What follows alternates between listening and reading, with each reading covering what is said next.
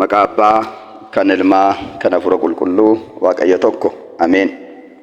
Barumsa keenyaa waa'ee dhalachuu gooftaa keenyaa Yesus Kiristoos ilaalchisee dhalachuun maaliif isa barbaachise kan jedhu kutaa tokkoffaa keessatti ilaallee jirra. Kutaa lammaffaa keessatti immoo dhalachuun gooftaa keenya Yesus Kiristoos kun dhaloota ajaa'ibaa akka ta'e, dhaloota addaa akka ta'e, ajaa'ibni garaagaraan kan itti mul'atedha.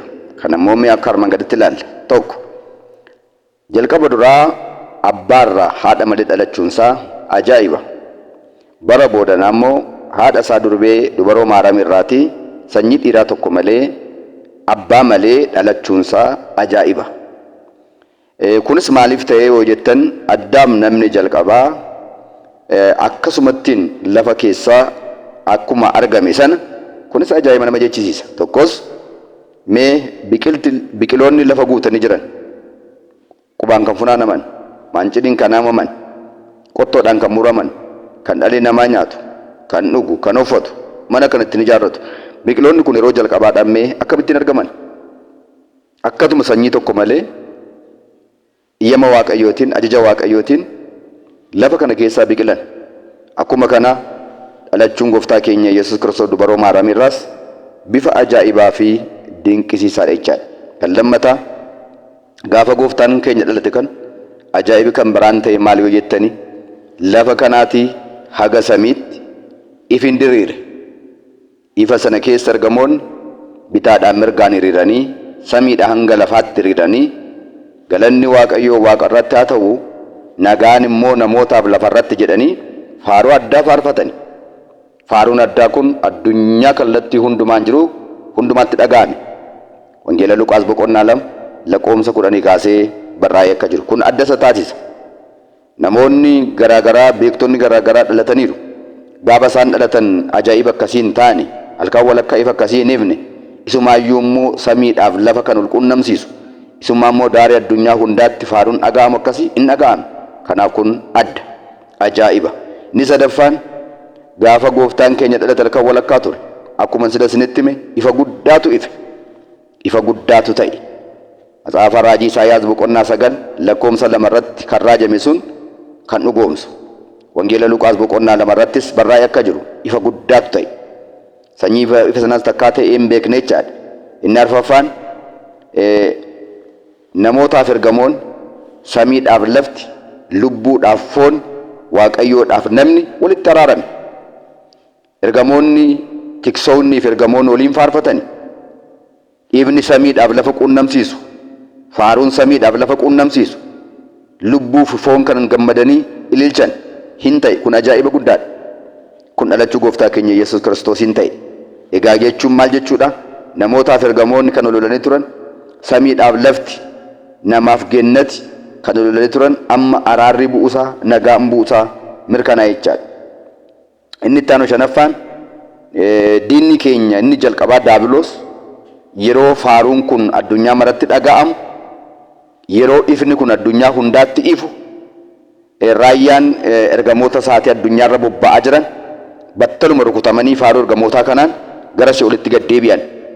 Gara Si'oolittis gad deebi'anii alaqaa isaanii yookaan hoogganaa isaanii isa Si'ool keessatti hidhamee jiru san, kunoo humna tokkotu dhaga'amaa jira, faaruu ta'etu dhaga'amaa jira, faaruun kun immoo dhufee nu waraane, socho'uu hin dandeenye, humna keenya rukutee dadhabsiise, mee kottuu ati beekuu dandeessa jedhanii isa baatanii gara qilleensaatti naanna'an jedha. Gaafa naanna'anii jedhan, Beetelehemitti waan ta'aa jiru kana gaafa argu, ayii kanaan duraa hin boo'e, hin gadde, hin waawwate. Galanni Waaqayyoof haa ta'u. Kanaan dura Isaayyaas durbi durbummaan ulfooftee deessi jedhee raajee ture. Mucaan hin dhalata, mootiin nagaa hin dhalata jedhee dubbatee ture. Wanta akkana jedhee dubbateef illee maa dubbate kana jedhee tanani namoota irratti kakaasee akka inni magaaziidhaan tarsee duun taasisee ture. Amma kunoo sa'aanni dubbatee ta'e fakkaata. Kanaa booda nuyi humna hin qabnu, akka kaleessa dheengaddaa lubbuu namaa irratti moonee jiraachuu hin dandeenyu. Humni keenya laasha'eera, kottaa na deebisaa jedhee bu'aa gara Si'oolitti gad deebi'ee jedha. Galanni Waaqayyoof haa ta'u. Bal'ina sagalee kanaadhaa maadira argachuu dandeessu? Kitaaba ajaa'iba gooftaa Yesus Kiristoos fuula 20 irraa kaastanii arguu dandeessu. Kanaafuu diinni keenya Daabiloos guyyaatti salphate, guyyaatti qaana'e, guyyaatti boo'e, guyyaatti gadde, guyyaatti humni isaa laasha'eedha jechaadha. Kanaaf kun ajaa'iba akkasii ta'eera. Karaa adda biraa ja'affaa irratti giiftiin keenya dubaroo maaramiin yeroo gooftaa keenya kana deesse miixu tokko malee. Sokkoon waan irra geenye ishee irra hin geenye, cubbuun addaam ishee hin qaqqabne. Kanaaf giiftiin keenya dubaroo maaramiin miixu tokko malee, cinqii tokko malee durbummaadhaan ulfooftee durbummaadhaan deesse. Mucaa ishee deesse kanallee ajaa'iba guddaadhaan dallaa horii keessatti deesse. Harmoonni yeroo da'umsa isaanii dinqa isaanii tolfatanii, siree isaanii tolfatanii, waa baay'ee qopheeffataniiti kan isaan gola keessatti dinqa keessatti da'an. Garuu giiftiin keenya dubaroo maaramiin dallaa horii keessatti maaliif iddoo hin argamneef? Iddoo hin argamneef. Namoonni eenyu akka isheen taate beekanii iddoo hin laanneef. Kanaafuu manni keessummootaaf ijaarame namoota biraan bakka bu'ee jira. Namoonni beekanii eenyummaa ishee beekanii iddoo hin laanneef. Kanaaf gaafa iddoo dhabdu egaa raajiin dubbatame isa raawwatamuudhaaf jecha dallaa horii sana keessatti hidhattee deesse jechaadha. Dallaa horii keessatti horiin jarana garraamiidha. Horiin akkuma beektan garraamiidha. Kanaafuu dallaa horii keessatti hidhattee deesse. Har'uma kana yoo giiftiin maaramiin iddoon qabdu namoota baay'ee bira addunyaa kana keessatti. Namooti baay'een maqaa ishee addeessu. Haadha gooftaa jedhanii galatan laataniif iddoo laanneeffamu ramayyuu. Garuu amma namoonni tokko tokko dhufaniiru. Garuu isin amma jiraattanitti haadha Waaqayyoodhaaf, haadha Maanu'eeliidhaaf, haadha qoricha nuu deesse kanaatiif iddoo laadhaafi. Kanaafuu iddoon arganne ture. Kanaaf gaafa sana gaa miixu tokko malee dallaa horii keessatti iddoo mijataa hin taane kana keessatti gooftaa deessee isumaayyuu immoo kan horiin irratti marga isaa nyaatu irra ciibsite huccuutti martee jedhe. Kun ajaa'iba. Kanaaf edda deessee booda durbummaadhaan jiraatti. Kanaafuu kunis ajaa'iba jechaadha. Kanaaf hundinqiidha. Kana tokko kun ta'uudhaaf jiru raajichi Hisqeel raajii raajeera. Matsaafa raajii isaatii boqonnaa 44 lakkoofsa 1-2 irratti. Solomoon illee matsaafa faaruu caalu irratti innis waa'ee kanaa akka isheen dingilinnaadhaan deessu dubbatee jira jechaadha. Inni kan biraan 7ffaa irratti ajaa'ibi gaafa sana ta'e kasoomina gooftaati. Kasoominni gooftaadhaa nama ajaa'iba. Abbootiin keenya maal jedhanii Waaqayyo addunyaa kana akkaataa inni itti uume caala wanti nama dinqisiisu nama raajeffachiisu sa'aanni gadoof deebisee akka daa'imaatti dhufe isumaayyuu immoo dallaa horii keessatti dhoqqee keessatti kan hin dhalate sanatu nama ajaa'ibsiisaa jedhan. Carqiidhaan sa'aanni marame sanatu nama ajaa'ibsiisaa jedhan. Mee yaadadhaa gaafa Addaam gannata keessaa ba'e illee Addaamitti gogaarraa harka isaatiin hodhee kan itti uwwise amma garuu waan uffatu dhabe carqiidhaan maramee dallaa horii keessa taa'e. Iccitiin kanaadha. Addaamiif ijoollee Addaam warra qullaa ta'an san ofii qullaa ta'e, warra gadi bu'an san ofii gadi bu'ee, warra salphatan san ofii salphatee kabaja nuu laachuuf, ulfina nuu laachuudhaaf, eebba nuu laachuudhaaf, uffata moo'ichaa uffata haadha isaa nuu kennuudhaaf jecha kasoomina akkasaa kana godhee jechaadha. Dhugaadhumatti kun baay'ee kan nama raajuudha. Egaa walumaa galatti nuti gooftaan keenya Yesuus Kiristoos samii irraa gadi bu'ee dhufee dhalachuun isaanuuf faayidaa guddaadha. Faayidaa guddaa ittiin arganneerra. Mee faayidaa guddaa arganne sana keessaan qabxii 7 isinii dhiyeessa. Tokko mucummaa dhabnee turre mucummaa arganne. Maal ta'uu isaatiin? Gadoof deebisee dhufee dhalachuu isaatiin. Wangeela Yohaannis boqonnaa 1 lakkoofsa 11. Tokkoffaa ergaa Yohaannis boqonnaa 3 lakkoofsa 1. Caqasa kana isin dubbifadhaa. An caqasa duwwaan isin ilaala. 3:2 birmadummaa arganneerra yookaan natsaannasa jedhu bilisummaa arganneerra. Duraan amma bilisummaan qaban turan abbooliin keenya ammam yoo kadhatan ammam yoo tsooman gara Si'oolitti gadi bu'aa turan. Kanaafis ragaan matsaafa raajii Isaayyaas boqonnaa 64 lakkoofsa 1 irraa kaasnee dubbisnee ilaalle maal jedha? Maaliif yaa Waaqayyo samii irraa gadi buutee dhuftee nuun fayyistu? Tolummaan keenya gaarummaan keenya moofaa baarsaa ta'e nu akkuma boonyetti akkuma dhiphannetti jirra akkuma jedhe san. Kanaafuu amma gaa kadhattanii jennaan seera koo eeddanii jennaan waan isinitti hundaa raawwattanii jennaan birmadummaadhaan jiraattu, natsaannatiidhaan jiraattu, bilisummaadhaan jiraattu nuun jedhee bilisummaa kana nu laachisiise jechaadha dhalachuu isaatiin. Galaatiyaa 5:1 tokkoffaa ergaa Phexros 2:16 ni sadaffaan nagaa arganne. Nagaa duraan dhalli namaa nagaa hin qabu ture. Nagaa hin qabu. Nagaa keenya daabiloos nurkaa dhorkeedha. Nurkaa fudhateedha. Kanaaf namni nagaa hin qabu. Amma garuu dhalachuu isaatiin nagaa arganne. Wangeela Luqaas boqonnaa 2 lakkoofsa 10 gubbaarratti nagaan isiniif haa ta'u akkuma gaafa sana ergamoonni jedhan. Wangeela Yohaannis boqonnaa 14 lakkoofsa 27 irratti immoo ani nagaa koon isiniif kenna. Nagaan isiniif kennu kun immoo sanyii nagaa san namooti biyya lafaadhaa isinii laadna jedhanii dubbatan miti. Akkuma sadarkaa addunyaattam salaamas kabbaarii kan jedhaman jiru. Isaan kun nagaa buufna jedhanii lafee baay'ee cabsanii lubbuu baay'ee baasanii qabeenya baay'ee barbadeessaniiti nagaa buusuu kan xaaran. Garuu gooftaan keenya Yesuus Kiristoos kisaaraa tokko malee akkasumatti nagaa daangaa hin qabne nu laate. Galanni maqaa isaatiif haa ta'u. Kadas dhalachuu isaa irraa kaasnee argani.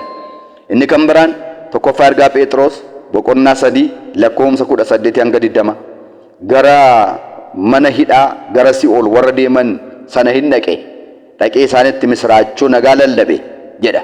Misraachoo nagaa ni lallabe sun maaliin kadhannaadhaaf ka'a kan jedhu ture.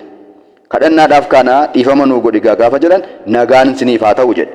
Hafuura kee wajjin nuuf haa ta'u jedhan. Kun egaa yeroo sirna qiddaasee irratti yookaan sirna galatoo irratti daaqoniin luboon amantoon olirkaa fuudhanii si'a 14 ol jedhu kan nagaan siniif haa ta'u kan jedhame kan. Iccitiin kanaadhaa maal jechaadha achirraa ka'ee jechaadha. Wangeela Yohaannis boqonnaa 20 lakkoofsa 19 hanga 20 irrattis maal jedhee caafamee jira.